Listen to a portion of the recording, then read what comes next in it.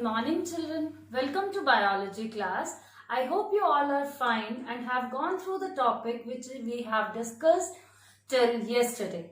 Now in the yesterday's video we discussed about the male reproductive system and the female reproductive system and how the fertilization takes place. Now let us discuss how the embryo gets developed into the fetus. As I told you yesterday, the male and the female gametes,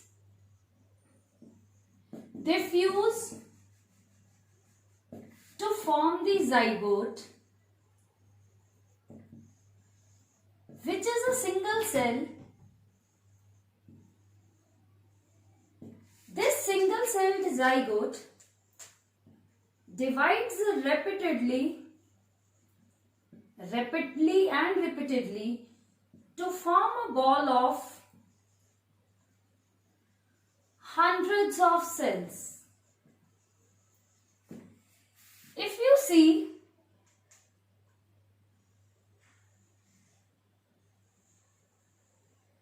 these are the fallopian tubes being connected to the uterus in the female reproductive system.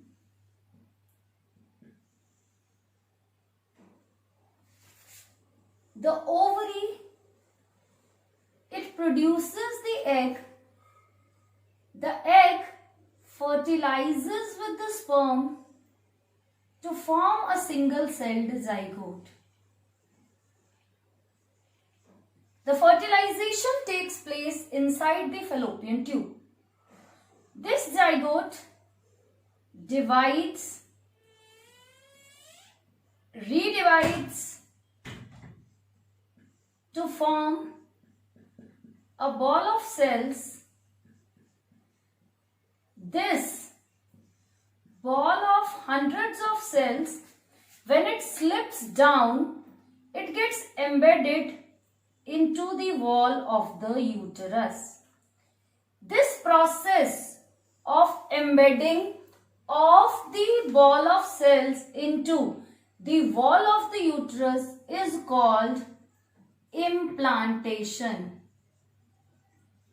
And this ball of hundreds of cells, when it slips down, it is called as embryo. Once the embryo has been implanted into the uterus, then what happens? A disc-shaped structure called placenta is formed in the wall of the uterus, which connects growing embryo or the fetus to the mother's body. What is placenta? Placenta is a disc-shaped structure which is connected to the fetus through umbilical cord. It is this placenta or the tissue through which the nutrients, the gases and the waste, they get transported from the fetus to the mother's body and vice versa. So the further development takes place like this. Embryo gets the nutrition, grows in size. With the passage of time, all the body organs are visible. The stage of the embryo at which all the body organs like arms, legs, eyes, ears, nose, they can be clearly identified. That stage is known as fetus.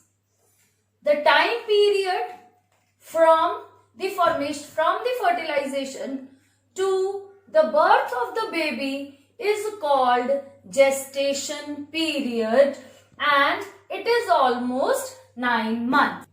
Now since you are clear about how the fertilization takes place, from the zygote embryo has formed, from the embryo fetus has formed, and finally the baby is born.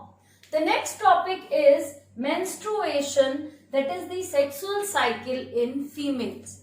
What happens is, as I told you yesterday also, at puberty, some of the sex hormones are being produced, that is estrogen and progesterone.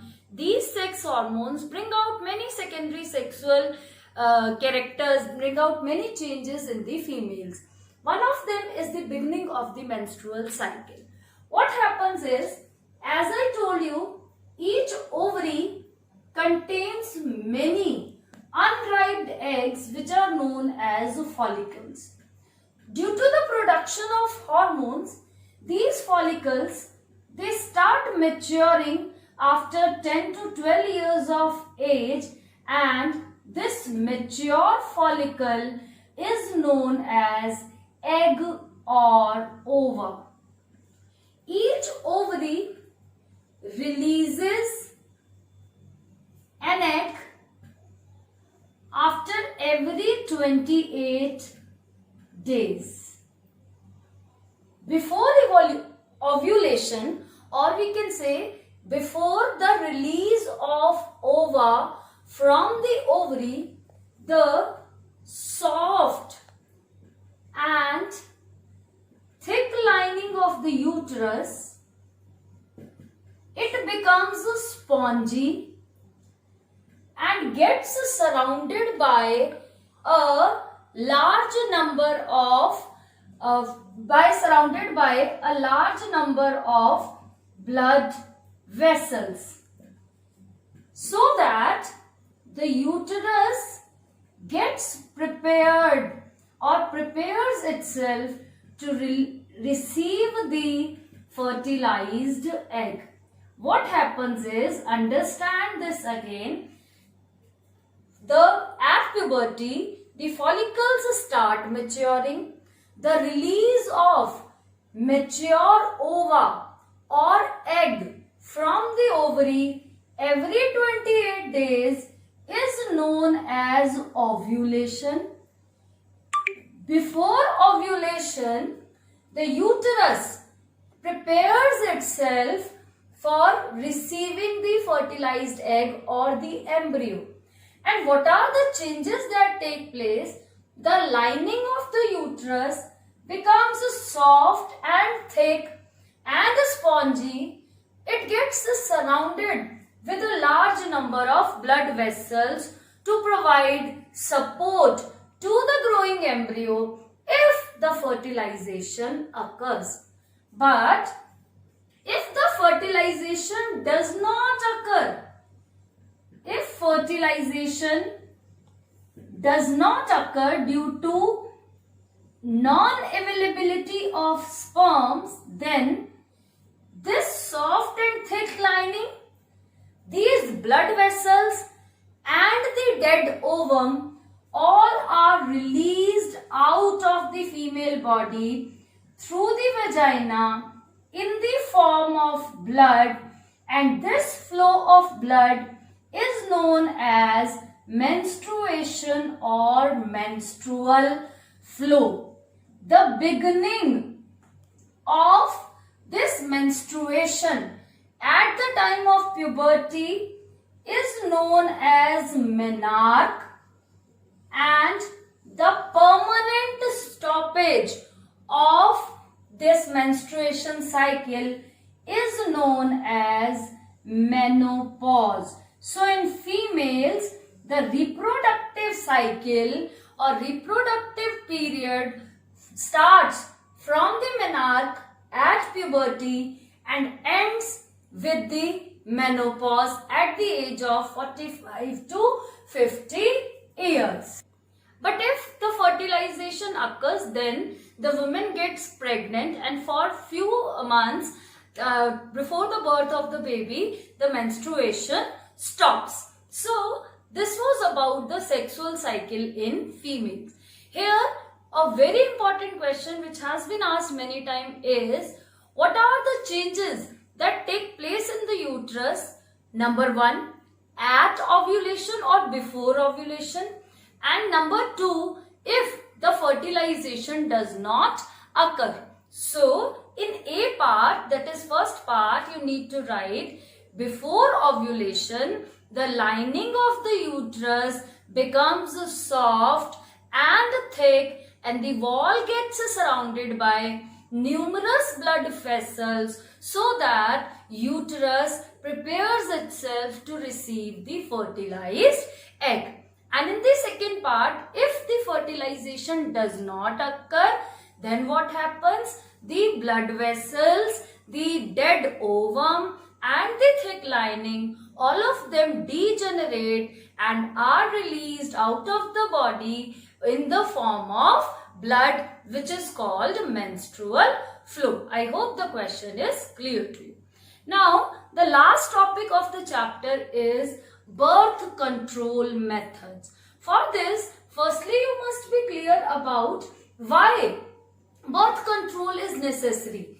It is necessary for proper family planning, that is for limiting the size of the family, and why it is necessary to control the population. Moreover, there is a lot of unemployment, poverty is there, so to provide a better lifestyle to fewer children, the parents, they adopt certain birth control methods.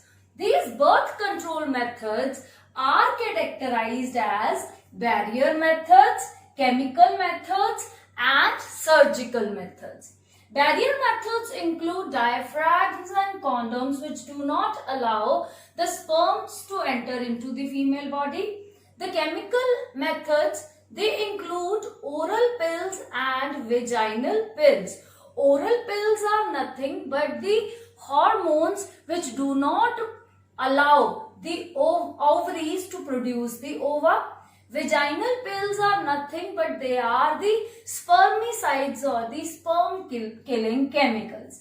The surgical methods include vasectomy and tubectomy.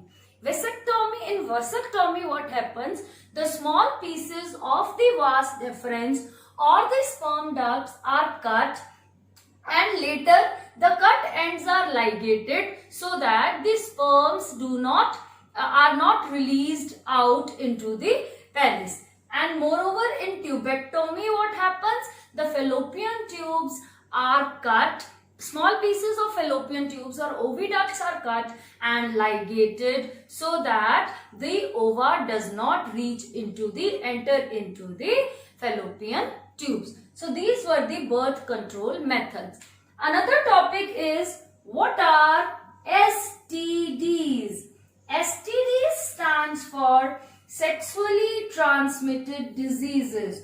One of the major reason for using these contraceptive methods is to protect the females or the person from sexually transmitted diseases. They may be spread by the viruses or by the bacteria. The two bacterial STDs that are spread by the bacteria are syphilis and gonorrhea, and the two viral STDs are AIDS and genital warts. These genital warts are formed by the human papillomavirus, which causes warts in the genital area, and this AIDS is caused by human immunodeficiency virus, that is the HIV, which shatters the immune system of the body. In syphilis, the general symptoms are irritation, formation of the ulcers and the sores in the genital area, and in gonorrhea also the symptoms are irritation in the genital area, and moreover the children born from the female suffering from gonorrhea may have some eye infections also. So if not treated, they can be fatal. This is all about the chapter, and with this your term 1 syllabus is completed. Chapter number your life processes, and the other one is how do organisms reproduce. In the today's PDF along with my notes, I am sending you the questions which are to be written along with this topic. Write these answers in your favorite notebook. Thank you.